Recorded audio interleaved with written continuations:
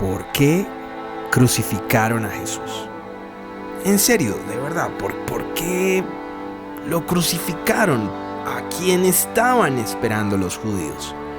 ¿A qué clase de Cristo estaban esperando ellos para que no hubieran recibido a Jesús, para que desecharan a Jesús?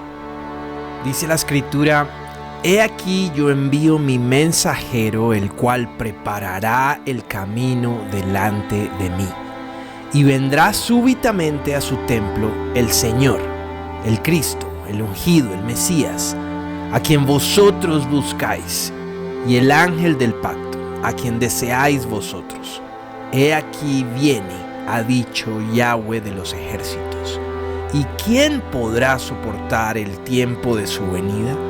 ¿O quién podrá estar en pie cuando Él se manifieste? Porque Él es como fuego purificador y como jabón de lavadores, y se sentará para afinar y limpiar la plata, porque limpiará a los hijos de Leví, los afinará como a oro y como a plata, y traerán a Yahweh ofrenda en justicia. Malaquías 3, del 1 al 3.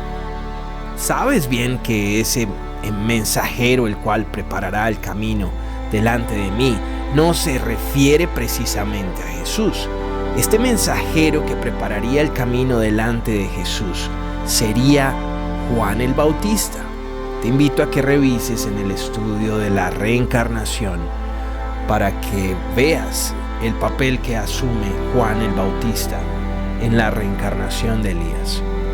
Pero para mantenernos en el tema de hoy, ese mensajero que prepararía el camino delante de Jesús sería Juan el Bautista, y después llegaría Jesús, que era el Señor. ¿Qué quiere decir esto? Que era el Cristo, que era el ungido, o era el Mesías, el primogénito de la creación, a quien Dios creó primero para crear junto con Él, el resto de la creación. A Él era a quien Dios decía: oh, he aquí el hombre es como uno de nosotros, conocedor del bien y del mal.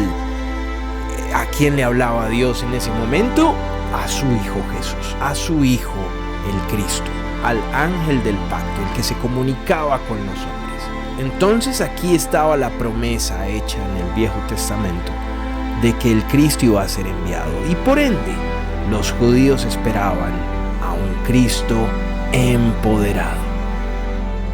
Me puse la tarea a hablar con mi asistente virtual y le dije que ocupara el papel de un judío ortodoxo. Vas a ocupar el papel de un judío ortodoxo y me vas a responder las siguientes preguntas, le dije. Me encantaría preguntarle a un judío ortodoxo la razón por la cual crucificaron a Jesús.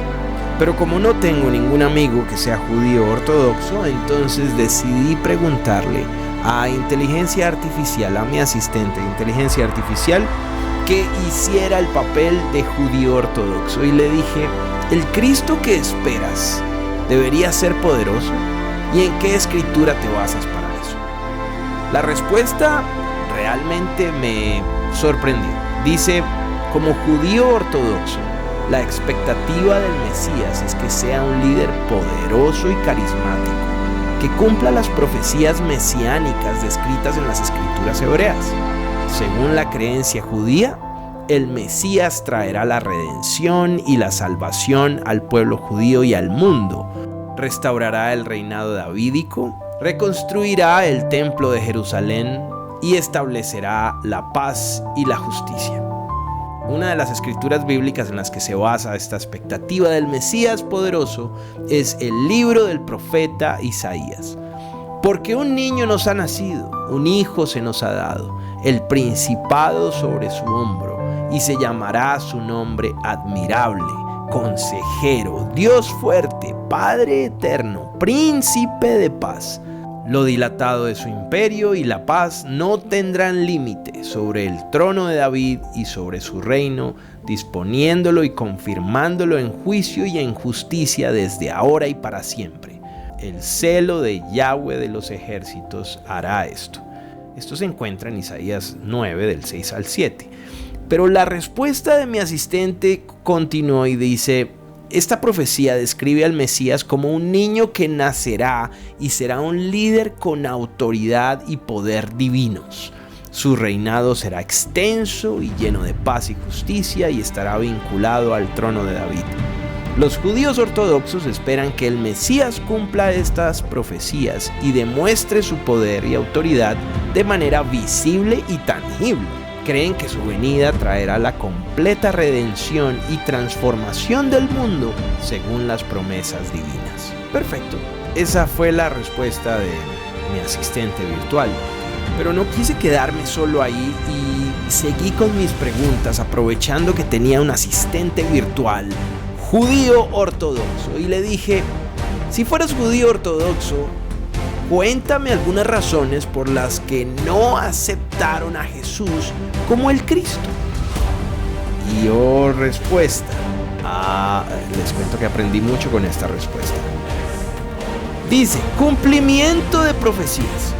Los judíos ortodoxos sostienen que Jesús no cumplió las profecías mesiánicas descritas en las escrituras hebreas, como la reconstrucción del templo de Jerusalén, dicen ellos, la reunión de todos los judíos en la tierra de Israel y la paz mundial. O sea, si el Cristo hace esto, entonces sí lo recibimos, pero si no hace esto, no lo recibimos. Segundo, la genealogía. Según las enseñanzas judías, el Mesías debe ser descendiente directo del rey David por vía paterna. Los judíos ortodoxos argumentan que Jesús no cumple con esta genealogía, ya que se cree que no tuvo una línea paterna legítima hacia David.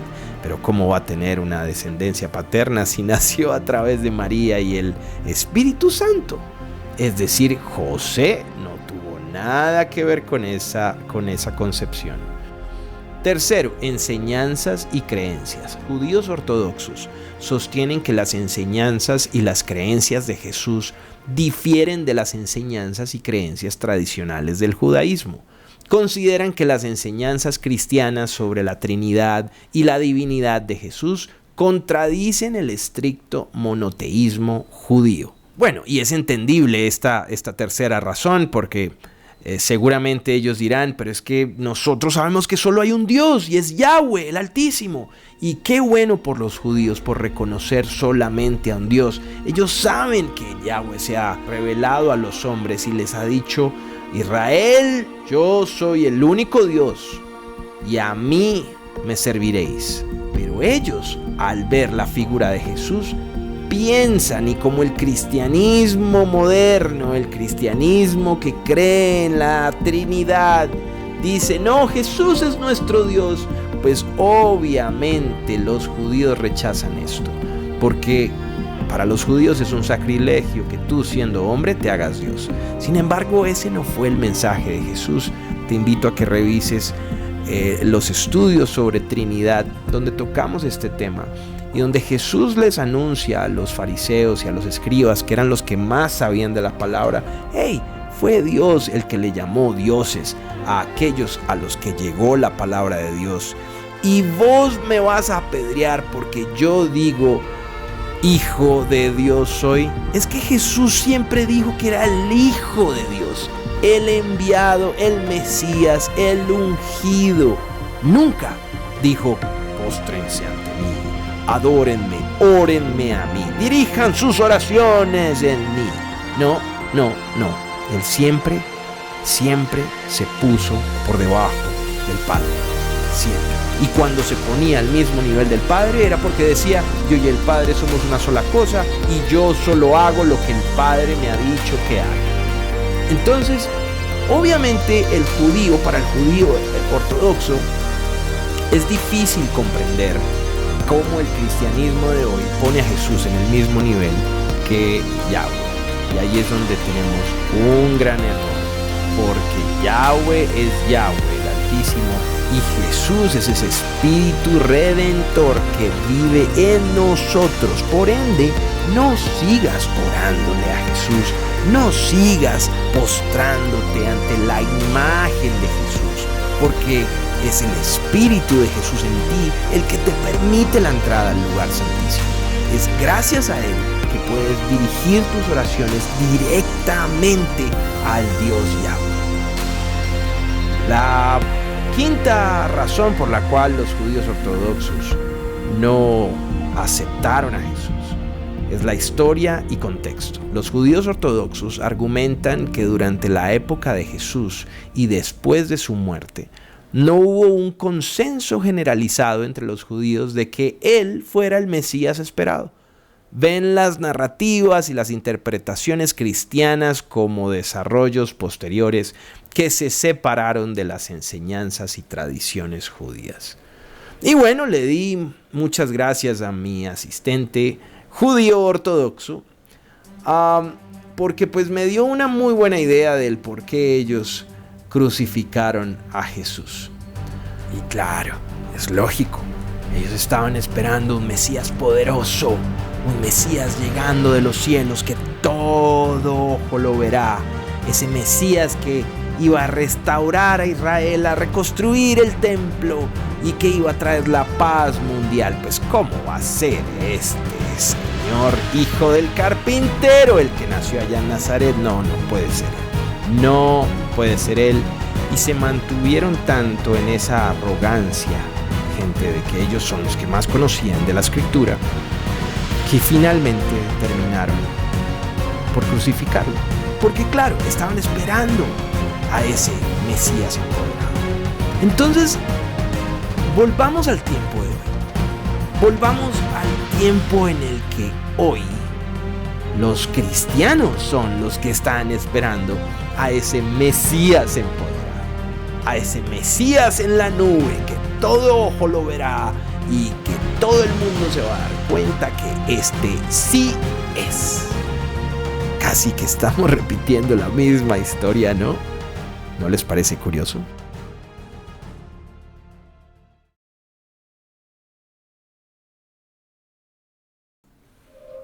De manera que nosotros de aquí en adelante a nadie conocemos según la carne.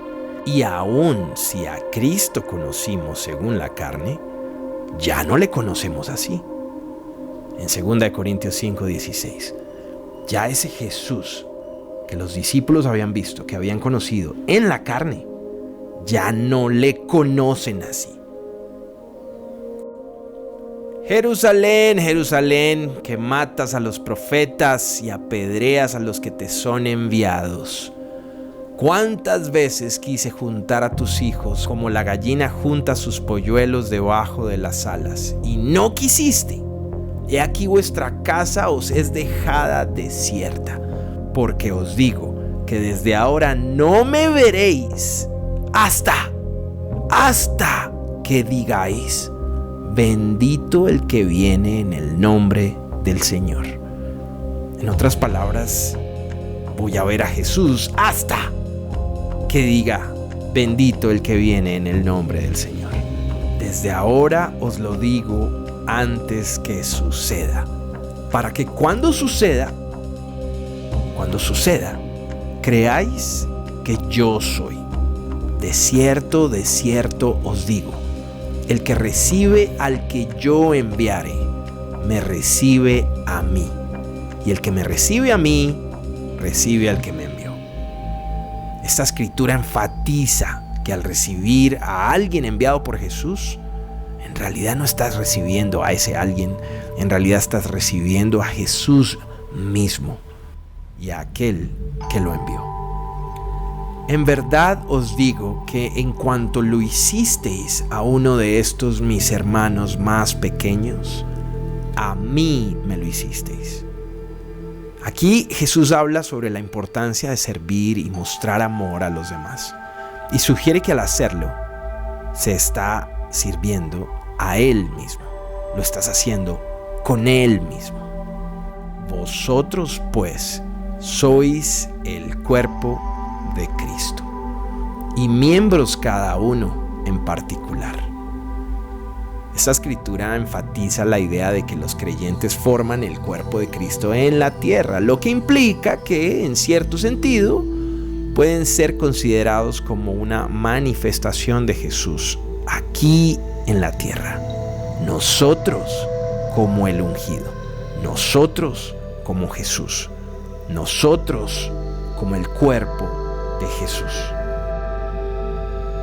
Con Cristo estoy juntamente crucificado y ya no vivo yo, mas vive Cristo en mí. Esta escritura destaca la idea de que después de la conversión, la vida de un creyente está unida a la de Cristo y Cristo vive en nosotros a través de su Espíritu Santo. Sed, pues, imitadores de Dios como hijos amados. Aquí se insta a los creyentes a imitar a Dios y seguir los pasos de Jesús, lo que sugiere que en la medida en que lo hacen, reflejan a Cristo en sus vidas. Claro, y si los judíos están esperando un Cristo, un Mesías empoderado, seguramente para ellos iba a ser muy difícil creer en un Mesías que nació en un pesebre, en las condiciones que nació. No vino sobre una nube, no vino con los ojos ardiendo en fuego, con poder de lo alto, no, sino era alguien que nació en Belén. Hágame el favor. La piedra que desecharon los edificadores ha venido a ser cabeza del ángulo. ¿Quién la desechó? Los edificadores, el pueblo escogido. Israel no recibió la piedra del ángulo. Es decir, que esta piedra que desecharon los edificadores la iban a recibir otros. Gracias a Dios que esta gente no quiso recibir a Jesús. Gracias a Dios que esta gente desechó a Jesús, porque nos hubiéramos quedado sin Jesús. Pero el plan de Dios es perfecto, gente. Y gracias a que esta gente lo desechó, nosotros lo recibimos.